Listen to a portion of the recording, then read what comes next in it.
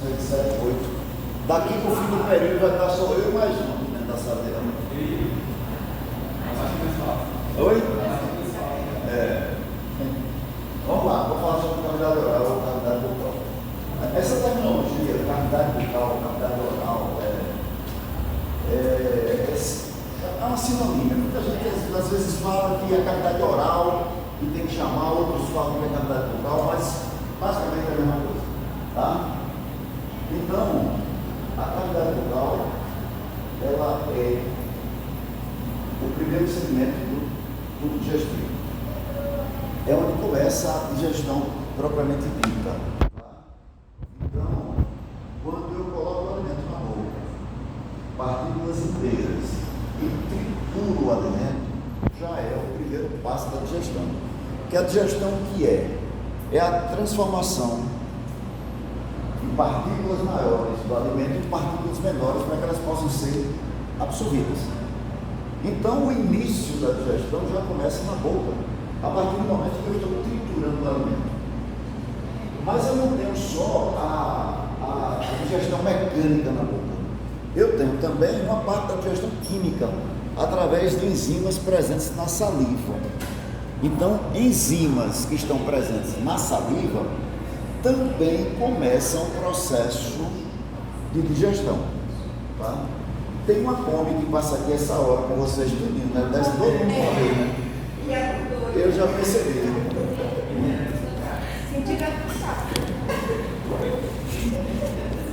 Chega todo mundo junto, aquela lotação.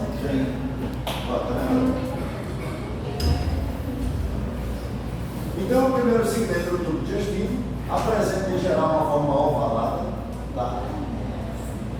Desempenha um importante papel também na comunicação pela presença dos órgãos fonoarticulatórios. Alguém aqui fez fonoaudiologia? Você fez fonoaudiologia? O que são órgãos fonoarticulatórios? São órgãos que articulam os fonemas fonoarticulatórios. A voz é produzida na laringe. Então, a voz é produzida através da vibração das cordas vocais. O som, tá? Então, A, E, I, O, tudo isso é a partir da vibração das cordas vocais. Só que essa vibração simplesmente não produz nada, tá? Então, a produção dos fonemas se dá através dos órgãos fonoarticulatórios. Então, é por isso que a gente destaca aqui, olha, a presença dos órgãos fonoarticulatórios. Me dá um exemplo de um órgão fonoarticulatório presente na boca. A língua é o principal. É o principal. Mas só a língua.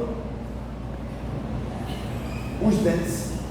Eu também articulo palavras através dos dentes. O toque da língua nos dentes. O palato. Os lábios. Então, tudo isso são órgãos fonoarticulatórios que estão todos presentes na boca. Então, existe uma interação muito grande entre nós que somos da odontologia com o pessoal da fonoaudiologia. Tá? Por exemplo, a presença de diastemas na boca interferem na formação de fonemas. O que é o diastema, Levi? Espaço, afastamento entre dentes. Então o ar escapa por ali e eu tenho uma alteração na produção de alguns sons.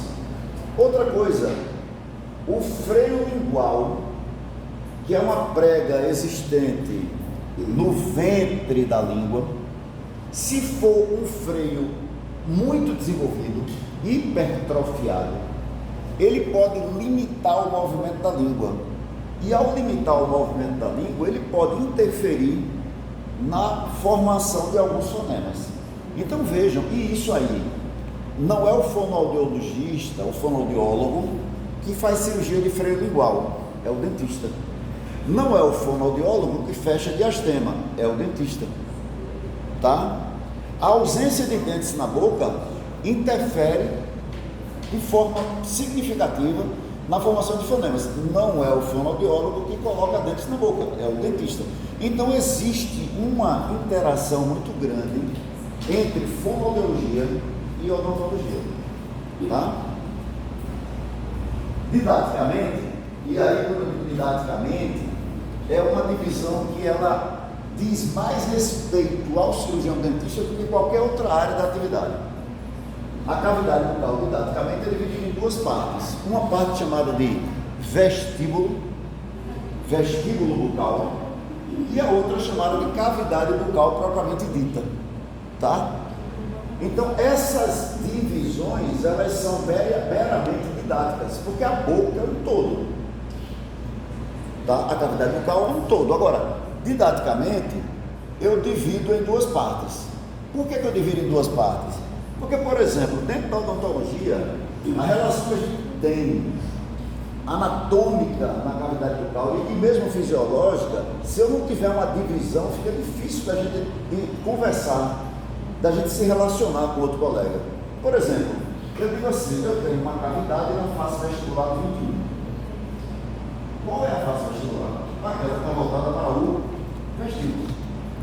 Tá? Eu tenho uma cavidade na face bucal, ou mais especificamente palatina, do 21. Qual é a face palatina? É aquela que está voltada para a cavidade bucal propriamente dita.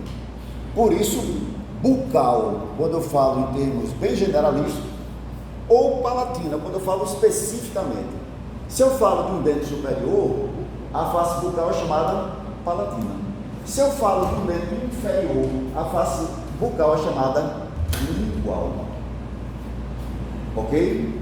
Então, essa relação, essa divisão, ela diz muito respeito a nós da odontologia. Dificilmente um médico vai saber o que é a face vestibular do dente, ou mesmo o fonoaudiólogo. Somos nós que tratamos dessa forma, tá? Gengiva vestibular do 21, mucosa alveolar do 21, tá? Então, são termos que a gente usa. Olha, tu é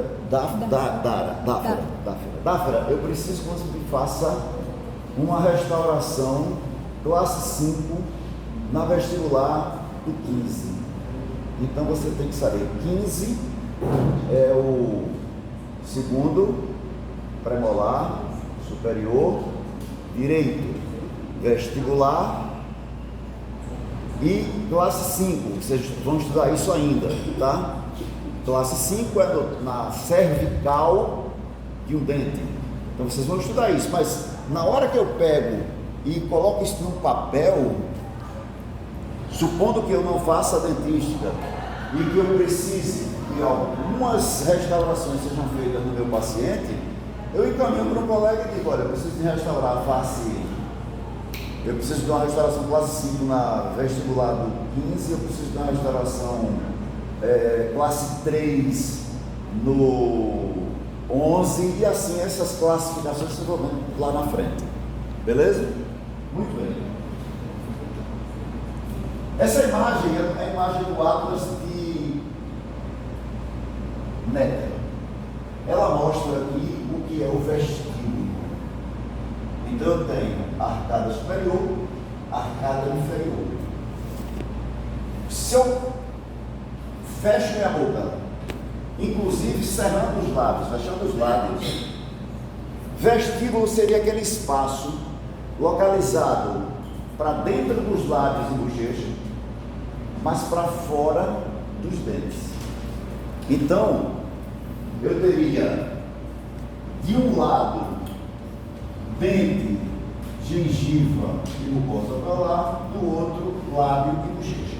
É um espaço virtual, o espaço não existe, é o lábio repousando em cima do dente, ou a bochecha repousando em cima do dente, é uma fenda. Essa fenda chama-se vestíbulo, tá? Então eu tenho vestíbulo superior, vestíbulo inferior. Numa região superior, a parte mais apical do vestíbulo se une com a mucosa do lábio, no caso anterior. E no caso posterior, em dentes posteriores, como premolares e molares, eu já não tenho mais lábio, eu tenho o quê? Bochecha. Então, o vestíbulo superior se funde na região anterior com a mucosa do lábio e na região posterior com a mucosa da bochecha. Essa fusão do vestíbulo com a mucosa labial e com a mucosa geniana, como a gente chama de mucosa da bochecha, chama-se fundo de vestíbulo. Alguns autores chamam de fundo de saco. E o fundo de vestíbulo ou fundo de saco superior é o ponto de referência para a introdução da agulha na anestesia dos dentes superiores. Então, eu tenho o vestíbulo, o lábio, a união entre o vestíbulo e o lábio forma o fundo de vestíbulo, e o fundo de vestíbulo é o ponto em que eu introduzo a agulha para infiltração de anestésicos para os dentes superiores. Então, eu individualizo. Se eu quero anestesiar o ensino central, eu vou no fundo de vestíbulo do ensino central. Se eu quero anestesiar o lateral, fundo de vestíbulo do lateral. Canino. E assim sucessivamente. Isso não se aplica ao inferior. Eu não injeto anestésico no fundo de vestíbulo inferior, ou se injetar, não vou ter sucesso na anestesia dos dentes. Por quê? Porque o maxilar é um osso extremamente poroso, de cortical extremamente fina. Então, o anestésico que eu injeto ali no fundo do vestíbulo, ele atravessa facilmente a cortical óssea e penetra no tecido esponjoso, atingindo a raiz do dente. Então, eu consigo fazer uma infiltração anestésica e uma anestesia com sucesso.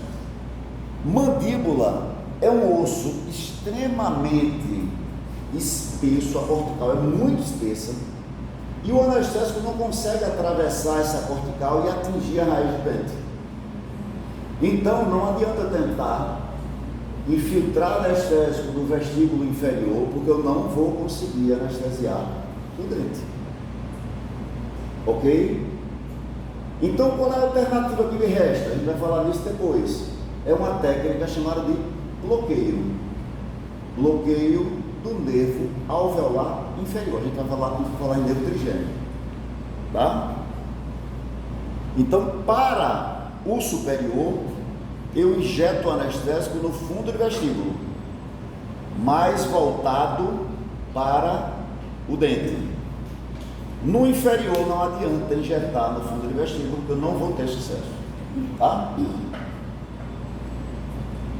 Essa parte da cavidade bucal que fica para dentro dos arcos dentais, quando eu ocluo, o que fica para dentro dos meus arcos dentais, é chamado cavidade bucal propriamente dita. É na cavidade bucal propriamente dita, por exemplo, está o palato, que eu encontro a língua, tá?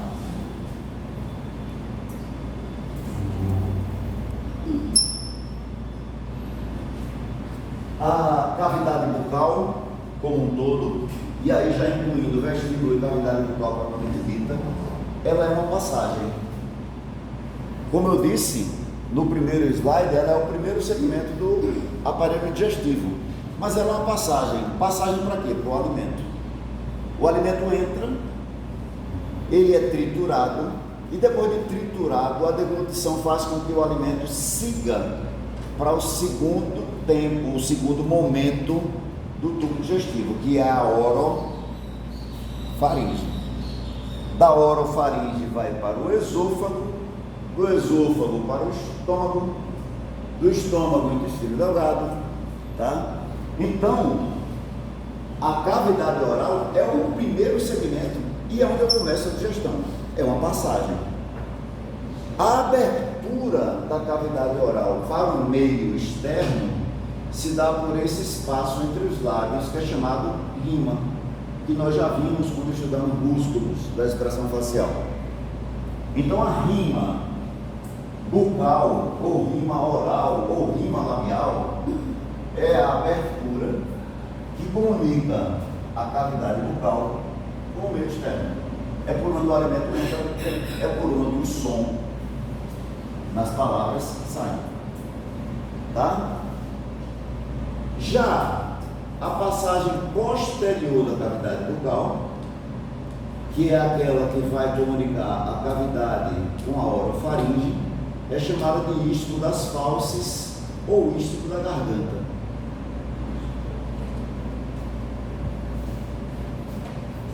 Perderam a conta? Foi. Perua, na verdade. O quê? Perua. Perua? É, na verdade não é como, né? É perua, né? É perua. Beleza. Perderam a perua, foi.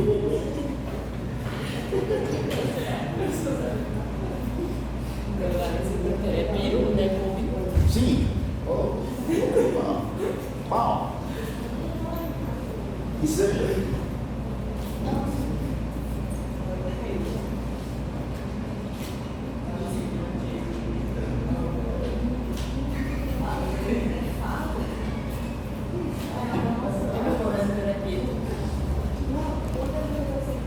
Os objetivos ao estudar esse conteúdo, nossos objetivos são estudar os ossos que constituem a cavidade bucal, as articulações, as paredes, os detalhes anatômicos dessas paredes, as glândulas anexas e inervação e vascularização. Tá?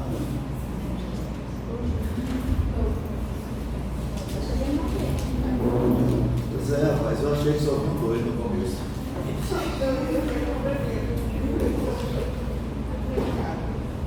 Nós já vimos os ossos que constituem a cavidade bucal, nós já vimos as articulações que constituem a cavidade bucal. Nós vamos ver a partir de hoje, então, as paredes da cavidade bucal, os detalhes anatômicos dessas paredes, glândulas anexas, inervação e vascularização. A cavidade bucal, ela apresenta uma parede anterior que a comunica com o meio externo, tá? Essa parede anterior, ela é formada por uma passagem chamada de rima. Limitando a rima, eu tenho os lábios. Então eu tenho lábio superior e lábio inferior, ok? Lábio superior e lábio inferior.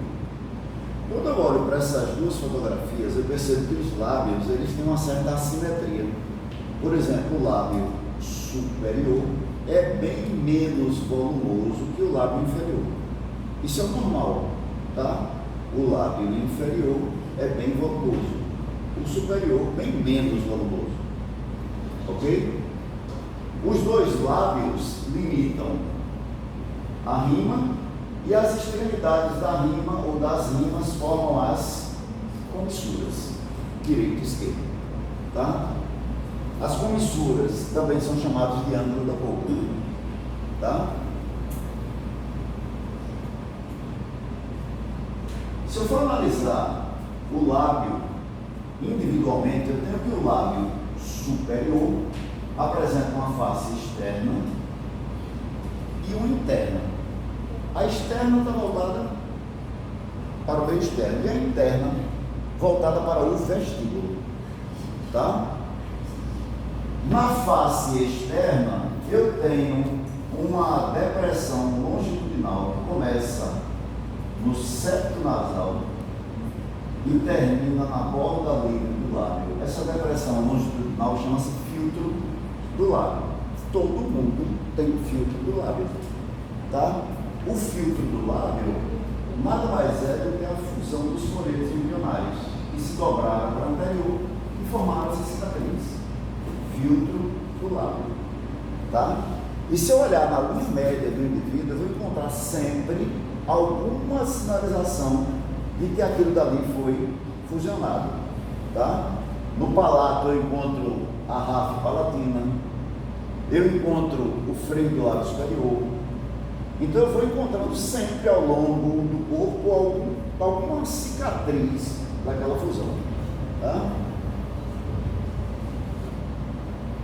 Então essa depressão chama-se filtro do lábio superior ou sulco subnasal, que termina numa saliência do lábio chamada tubérculo labial. Tá? Nos homens, de cada lado do filtro, eu tenho uma área triangular que é preenchida por pelos. E em algumas mulheres. Não. O lábio, ele é limitado do nariz por um sulco transversal chamado sulco naso-labial e é limitado das bochechas por esse bigodinho chinês aqui que é chamado sulco lábio-geniano, tá? Sulco lábio-geniano, sulco naso-labial.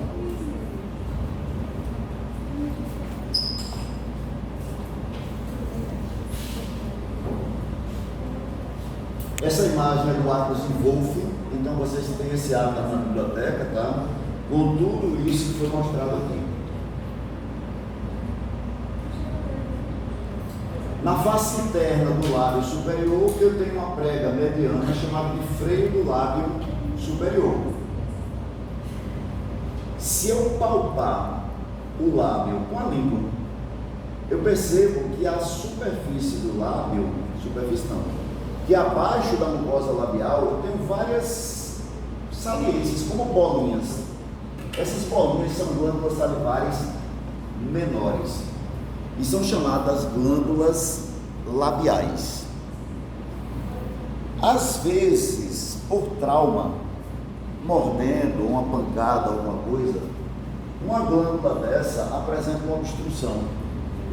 E aí começa a criar uma formação chamada de mucocele, que é uma coisa simples que o dentista vai, anestesia, abre, tira aquele excesso de glândulas, sutura, vida que segue, tá? Ao nível dos pré-molares, eu tenho pregas semelhantes ao freio. O freio fica na linha média. Olha aqui. Ao nível dos pré-molares, eu tenho pregas semelhantes aos freios e são chamadas de bridas. Então o freio ele é mediano e as bridas são laterais. Ok?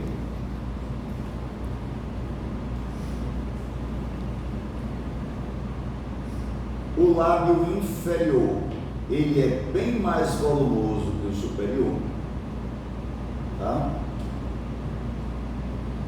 Ele também apresenta uma face externa e uma interna. Apresenta, como eu disse, uma borda livre bem volumosa. Na nossa região, essa situação aqui é uma situação que às vezes gera um tipo de desconforto. Não agora. Não agora nessa época, porque a gente não tem muito sol, mas especialmente no segundo semestre, que é a intensidade dos raios solares provocar queimadura no lábio. Essas queimaduras, elas são muito mais incidentes em homens do que mulheres, porque mulheres usam batom. Batom tem filtro solar e o filtro solar de certa forma protege, tá? Então essas queimaduras elas provocam uma rachadura na mucosa caracterizada da borda livre do lábio. Essa rachadura faz com que muitas vezes fique uma crostazinha na mucosa, aí a pessoa vai, passa o dente, arranca. Aí quando passa o dente que arranca, o que é que acontece? Sangra. Sangra, aí cicatriza, vem o sol, bate em cima, queima de novo, forma uma crosta. Você, o que é que você faz? Mete o dente, puxa com a unha, sangra, Aí forma aquela mucosa queratinizada bem fininha, aí vem o sol, bate em cima, o que é que acontece? Tu arranca de novo. E nesse arranca de novo, vai começando muitas vezes a formar uma ferida que não cicatriza. E feridas que não cicatrizam são preocupantes. Porque muitas vezes pode ser a primeira etapa de uma neoplasia. Então é por isso que é relativamente comum na nossa região câncer de lábio. Arregalou o olho desse tamanho. Mas é real, entendeu? Então assim, não é comum para você, calma aí, não é comum para você, mas pessoas que trabalham expostas, por exemplo, jardineiro, gari, agricultor, pessoas que trabalham expostas, e você vê isso muito em hospitais públicos, entendeu? Que lidam com câncer. Por quê? Por conta dessa exposição, tá? Então é sempre um alerta que a gente pode fazer para o nosso paciente. Olha, usa um protetor, bota um chapéu, faz qualquer negócio, tá bom? O lábio inferior, ele é separado dessa região. Como é o nome dessa região aqui, pessoal? O que é isso aqui? Mento, beleza. O lábio inferior é separado do mento, ou é limitado no mento, por um sulco de forma parabólica, uma curva, que é chamado sulco mento labial. Tá? O lábio inferior também é separado das bochechas pela projeção desse sulco aqui, que parece um bigodinho chinês. Esse sulco chama-se sulco lábio geniano. Tá? Beleza. Muito bem, muito bem, muito bem. Essa região aqui, olha, essa região aqui é chamada fossa labial. Aqui, ó. Nessa fossa labial, nos homens aparecem muitos pelos. Tá? Entendeu? Não? Ah, tá. Beleza.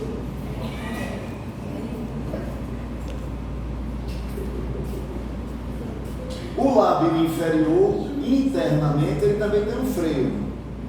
Só que o freio do lábio inferior, ele é, se eu pegar a mesma pessoa, por exemplo, qual é o nome? Isabelle. Se eu for olhar Isabelle, o lábio superior dela, o freio normalmente é maior que o freio do lábio inferior. Normalmente. Tá? Mas existe a presença do freio do lábio inferior. E às vezes esse freio. Professor, Oi? esse freio é esse negócio aqui mesmo? É essa preguinha aqui, ó. Tá? Às vezes essa prega tem uma inserção muito alta e afasta os dentes incisivos. Quando isso acontece, eu tenho a presença de um diastema, beleza. Só que qual é o problema do diastema da arcada inferior em relação ao da arcada superior? É porque aqui atrás, olha o que eu tenho, a língua. E a língua começa a se acomodar naquele diastema inferior. E aí a pessoa começa a empurrar a língua dele. Tá bonzinho. Aí o que é que acontece? Afasta mais ainda esses dentes. E além de afastar, faz isso aqui, ó. O dente está afastado. A língua vai passando aqui no meio, ela vai abrindo assim. O dente, além de afastar, ainda vai girando. É o que a gente chama de giro versão. Tá? E tratar esse tipo de problema aqui dá mais trabalho. Por quê? Porque isso é associado a um hábito. Eu tenho diastema e ainda empurro a língua. Como é que eu vou parar de empurrar a língua ali? O ortodontista coloca uns bracketzinhos. Brackets são essas pecinhas aqui. Ele coloca na lingual dos incisivos. E esses brackets são pontiagudos, como anzóis. Então, quando a pessoa vai empurrar a língua, o que é que acontece com a língua? Fura. Então, ela vai devagarinho perdendo o hábito de empurrar a língua ali. Tá?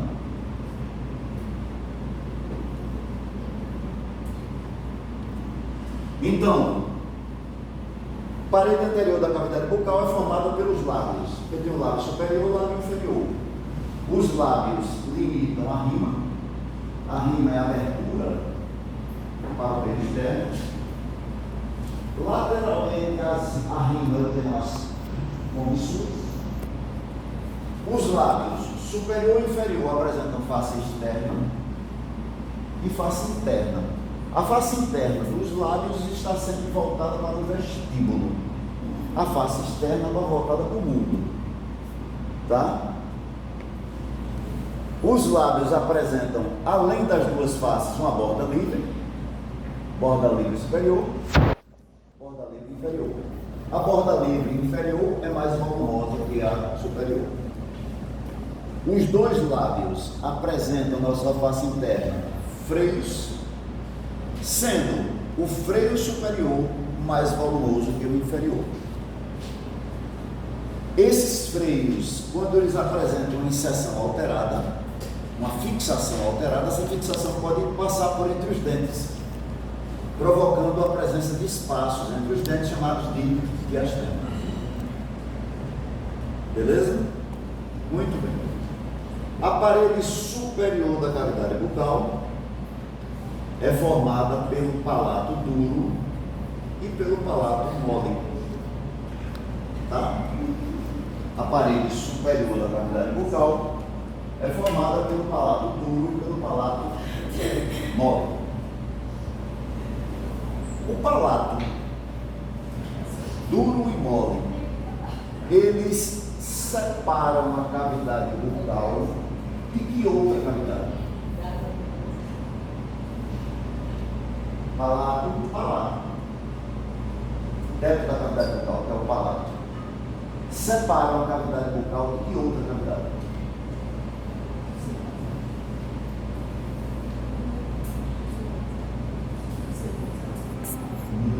Não, mas tem a ver.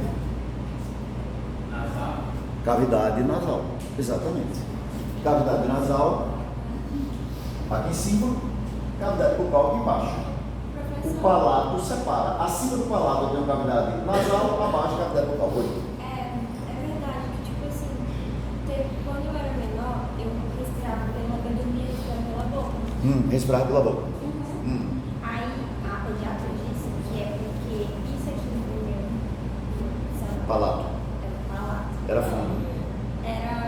Muito alto. Era alto. É verdade? Tu tinha o hábito de chupar dele? Não, Tenho certeza. tenho.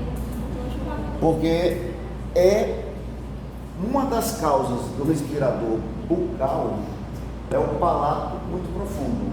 E o palato profundo tem a ver com o hábito de chupar dele. Outra causa seria desvio do septo. O septo nasal ele ocupa o centro da cavidade nasal. Quando ele tem qualquer desvio, ele obstrui um lado, então você passa a respirar pela boca. Um outro fator seria a presença de hipertrofia, quer dizer, aumento do volume da glândula adenoide. E aí ela fica lá atrás da cavidade nasal, dificulta, quando ela é muito grande, ela dificulta a passagem do ar, obriga você a respirar pela boca. Uma outra alternativa seria um problema de crescimento acentuado da maxila e diminuído da mandíbula. Mas veja quantas causas existem para o cara ser respirador bucal. É preciso parar e analisar uma por uma. Bom, então o teto da cavidade bucal é representado pelo palato duro e o palato mole. Qual é a diferença entre eles? É que o palato duro tem uma estrutura óssea e o palato mole, a estrutura é muscular. Eu não tenho osso no palato mole, eu só tenho músculos. Tá? Que ossos formam o palato duro? Nós já vimos isso lá atrás. Processos palatinos dos ossos maxilares, lâminas horizontais dos ossos palatinos. Tá?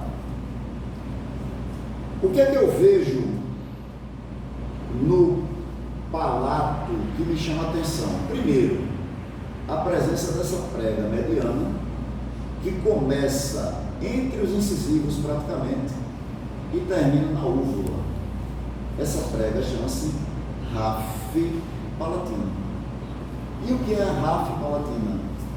É o ponto de fusão das estruturas ósseas do palato na linha média. Quando essa fusão é completa, beleza. Quando existe algum problema que não tem essa fusão, eu tenho uma presença de fendas. E aí vocês vão estudar fendas, eu acho que é a pediatria, vocês vão estudar fendas em...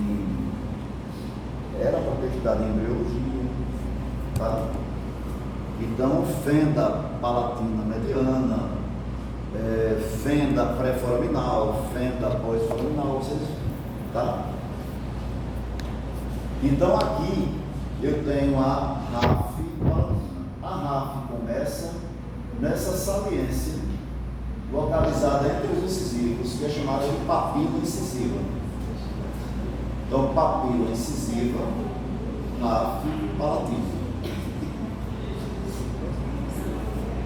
No terço anterior do palato, eu tenho a presença dessas rugas que partem da RAF em direção lateral.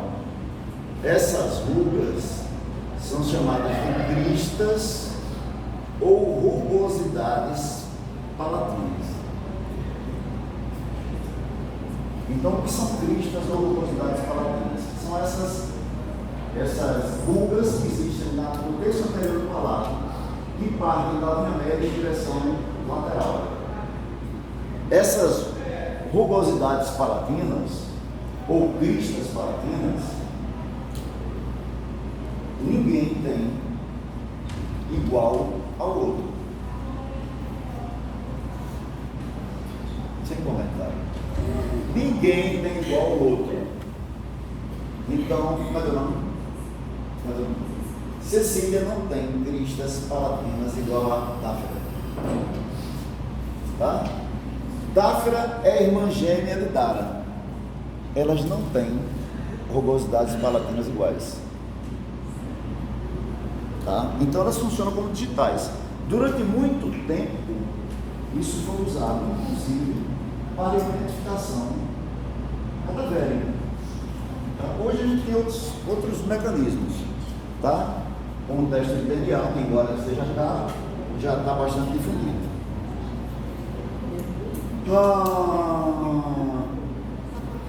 O palato, ele é altamente vascularizado e inervado, tá?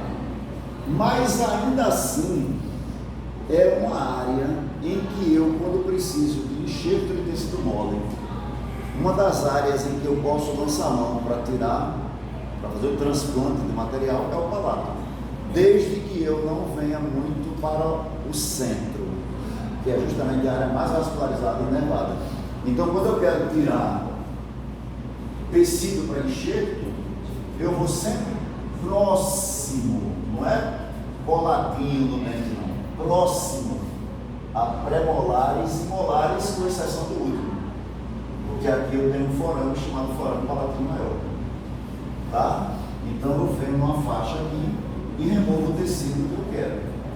Mesmo eu removendo o tecido e afastando o máximo possível de artérias, eu tenho sempre uma grande quantidade de sangramento aí. Então, quando eu vou fazer uma cirurgia desse tipo, de enxerto, tecido mole, eu tenho que entrar no palato e levar para outro lugar, eu tenho que entrar na cirurgia preparado para a ocorrência de sangramento.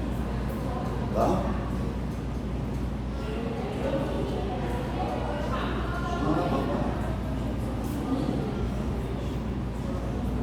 O palato,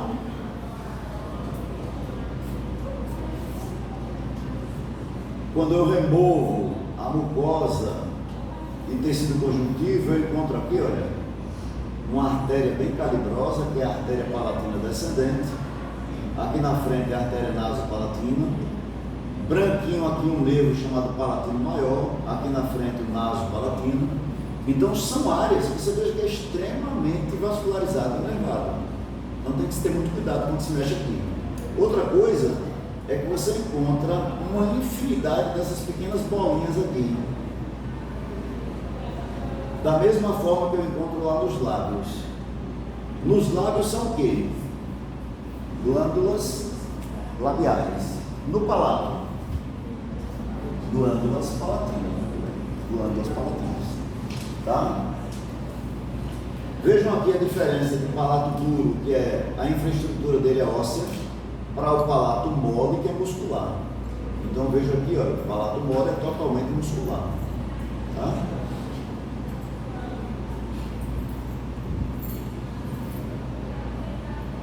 Muito bem. Falta 5 minutos, não vai dar para falar sobre parede posterior, a gente vai levar isso daqui para a aula prática. Alguma dúvida sobre o que eu falei aqui hoje? Não.